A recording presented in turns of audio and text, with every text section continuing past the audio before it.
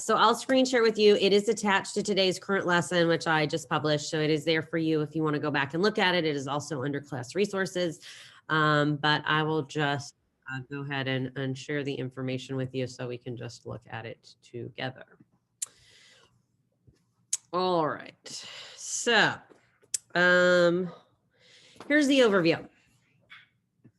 Okay, if you have not seen this final schedule yet, here it is. So if you've not been to North Central before, we always follow a similar pattern. On Monday, you have one final. It is period 2. And then you will meet with 4 through 10 after that. So I think we have like a 30 or 40-minute period on Monday that we will be together. And we'll probably kind of do random stuff, finish stuff up, answer questions. And maybe we could play that Blook It game again with the gold if you want to play. Otherwise, I'll just give you time to study. And then we'll take the exam about an hour on the actual day. So let's see, you have me on Thursday morning. So I will see you next Thursday morning at 8 a.m. to start our study time and our exam. So you can see the schedule here of all the other exams that you will have. So what does your exam cover? Well, we had Para Empezar, and that was the review chapter, and chapters 1 and chapter 2. So basically, if you look on Canvas, everything pretty much says what chapter it's from. So it's everything we've done this semester. The book we read, Sonia, will not be on your final, so you don't need to worry about going back to review that. Your exam is worth 20% of your final grade, and each 9 weeks is worth 40%. So I know some departments are doing different things because it's such a weird semester. We are not, okay? Everybody takes the final, it counts. Foreign language, world language decided as a whole department that we're not making any exceptions. We're not doing anything different. It's just kind of a normal final exam as you would expect. The exam itself is going to have 50 multiple choice questions. I think there's like 2 listenings, 2 readings, and some short answer. The short answer, mostly preterite versus imperfect. And I'm trying to think what else. Oh, there's probably some stuff on there. I'll go back and show you like a little bit just from the review chapter, just present tense or reflexive. So those are kind of the big topics that we have looked at.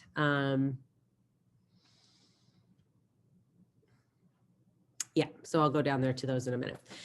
Let's see. So that's worth 75% of the test. And then the last 25%, of course, is what we're doing this week. And that is the speaking portion. So what should you study? Well, I would suggest some vocab, some Quizlet for sure. The reading and the listening, the more vocab you know, the better, the easier that's going to be.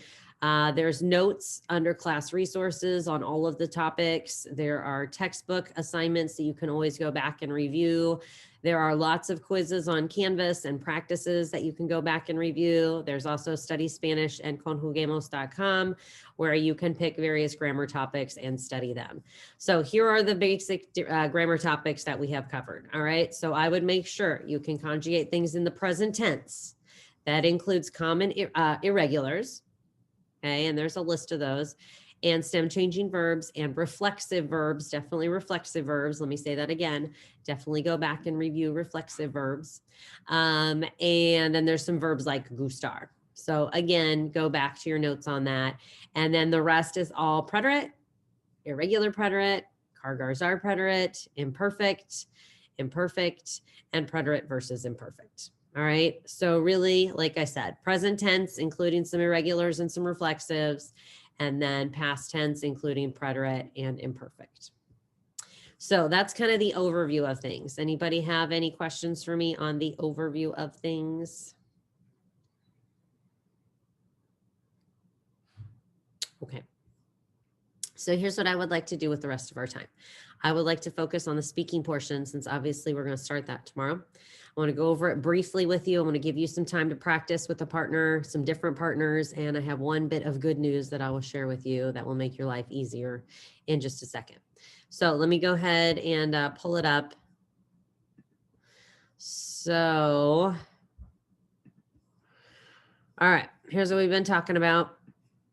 We had some set 1 and set 2. We went over a few questions the first day, and then we went over few from set 3 3 and set 4 yesterday. What I guess I would like to offer you first is a quick opportunity.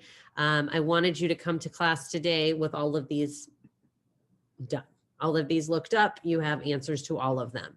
What I would like to do is let you ask a question if there was anything that you didn't understand what the question meant, or you had no idea how to come up with an answer, or you just really were hoping that we could check your answer on a certain question. Now you can message me individually and I'd be happy to look over anything that you want me to. But I'm also happy to take a second if there are any of these specifically that you want me to write down for you or talk about. I'm happy to do that. So you can either unmute yourself or pop it in the chat real quick here. Any of these questions that you are not feeling great about that you would like me to go over. My best suggestion, as I've been saying, is if it's in the imperfect in the question, use the imperfect in the answer. If it's in the preterite in the question, use the preterite in the answer. Anything you want me to go over with? Yeah.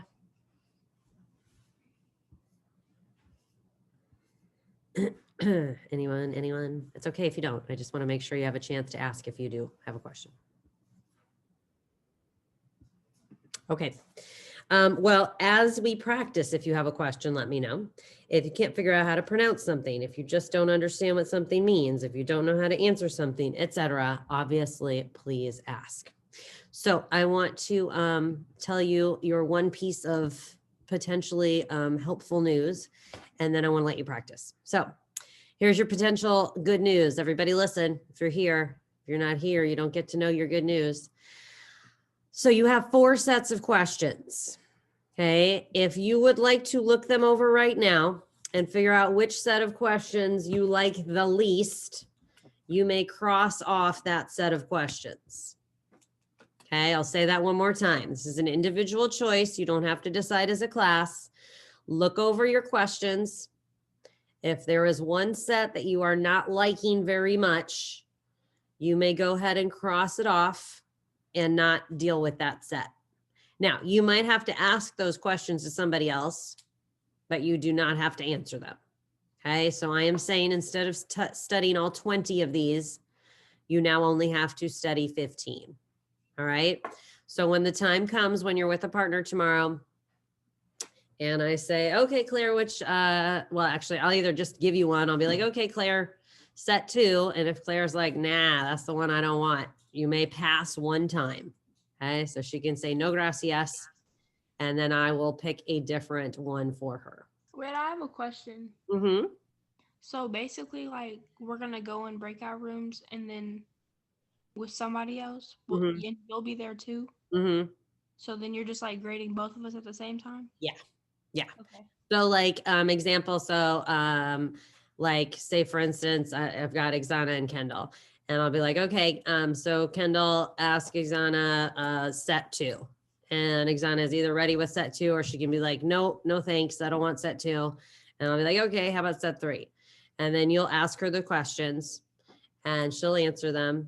You will have the questions in front of you. You don't have to memorize them. Okay. And then when you're done, or when she's done, then I'll say, okay, Ixana ask Kendall set number 1. And if you want 1, that's fine. Or if you want to say, nope, I don't want to do 1, then I'll be like, okay, let's do 4 instead. Then she'll ask you those questions. Does that make sense? Yeah. And then like, so we don't know if we're going tomorrow or not. Well, so I always try to start with volunteers. Okay. Hopefully there'll be some people that just want to get it done and don't mind going. So I always let those people go first to take off a little bit of pressure. And then I guess from there, then I have to just pick people. But I will try my best to offer it to volunteers first. Sometimes, you know, I go a little easier on the people that go first. So I offer that as a little incentive. But ultimately, I just got to pick people if nobody wants to go. Any other questions? Mm-mm. Anybody else? Anybody else? Okay, so what I would like to do is give you a partner to talk with. I would like to give you at least 2 partners. Let's see how long it takes, and give you about 5 minutes. So I would like to randomly pair you up. When you get to your group, please turn on your camera if you can. Please unmute yourself so it's not awkward. And you're going to say to your partner, hey, Joel, what set do you want to work on first? And Joel's going to be like, oh, set 2, please. And so then I'm going to ask Joel the 5 questions for set 2. And Joel maybe wants to try and do it without looking at his notes, or maybe he still needs to use his notes a little bit. That's up to Joel. And then Joel's going to ask me, Miss Silverly, which set would you like to do? And I'm going to say, oh gosh, tough decision. I'm going to go with set 1. And so then Joel's going to ask me the questions for set 1.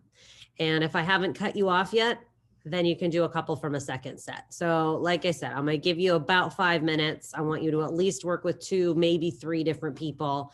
So you got to do your part here. Okay. You can't sit there with your camera off and on mute and not talk to the other person. Okay. You got to help out here, because the more practice you can get, the better. All right. So that's why I'm going to kind of keep mixing it up. Everybody know what I want you to do? Okay. So